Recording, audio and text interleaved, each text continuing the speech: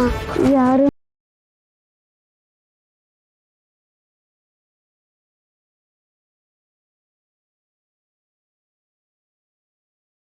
ಅಮ್ಮ ಆಚೆ ಹೋಗೋಣ. ಪಿಂಕಿ, ಇವಾಗ ನಾನು ಆಚೆ ಬಂದ್ರು ಏನೂ ಪ್ರಯೋಜನ ಇಲ್ಲಮ್ಮ. ನೋಡು, ನೀನು ನನ್ನನ್ನು ನೋಡಬೇಕು ಅಂತ ಅಂದರೆ ಇದೇ ರೀತಿ ಕದ್ದು ಮುಚ್ಚಿ ಬರಬೇಕಾಗತ್ತೆ. ನೀನು ಇಲ್ಲಿಗೆ ಬರೋದು ಯಾರಿಗೂ ಗೊತ್ತಾಗಬಾರ್ದು. ಇಲ್ಲ ಅಮ್ಮ, ನನಗೆ ನೀನು ಬಿಟ್ಟಿರೋಕ್ಕಾಗಲ್ಲ ಅಮ್ಮ. ನಾನು ನಿನ್ನ ಜೊತೆನೇ ಮಲಗಬೇಕು ಅಂತ ಅನಿಸುತ್ತೆ. ನೀನು ನನಗೆ ಹೋಮ್ವರ್ಕ್ ಬರ್ಸ್ಬೇಕು ಅಂತ ಅನಿಸುತ್ತೆ. ನೀನೇ ನನಗೆ ಊಟ ಮಾಡಿಸ್ಬೇಕು ಅಂತೆಲ್ಲ ಅನಿಸುತ್ತಮ್ಮ. ನನಗೆ ನೀನು ನೆನೆಸ್ಕೊಂಡಾಗೆಲ್ಲ ಅಳು ಬರುತ್ತೆ. ಪಿಂಕಿ, ಇನ್ನೊಂದು ಸ್ವಲ್ಪ ದಿನ ಅಷ್ಟೇ ಕಂದ. ಈ ಮನೇಲಿ ಕೆಲವೊಂದು ಜನ ಮುಖವಾಡ ಹಾಕ್ಕೊಂಡು ಬದುಕ್ತಿದ್ದಾರೆ.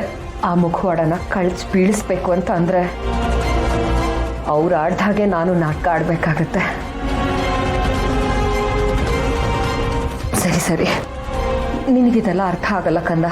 ಈಗ ಯಾರಾದರೂ ನಿನ್ನನ್ನು ನೋಡೋಕ್ಕಿಂತ ಮುಂಚೆ ನೀನು ವಾಪಸ್ ಹೊರಟ್ಬಿಡು.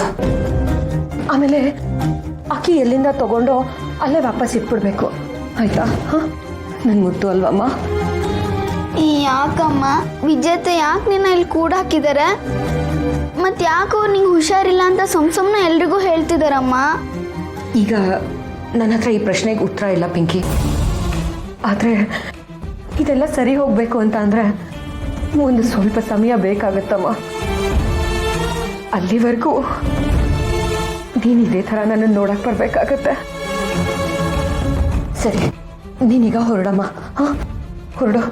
ಸರಿ ಅಮ್ಮ, ನಾನು ಈಗಲೇ ಹೋಗ್ತೀನಿ. ನಂಗೆ ಯಾವಾಗ ನೀನು ನೋಡ್ಬೇಕನ್ಸುತ್ತೋ ಅವಾಗೆಲ್ಲ ನೀನು ನೋಡಕ್ಕೆ ಬರ್ತೀನಮ್ಮ. ಸರಿ ಕಂದ.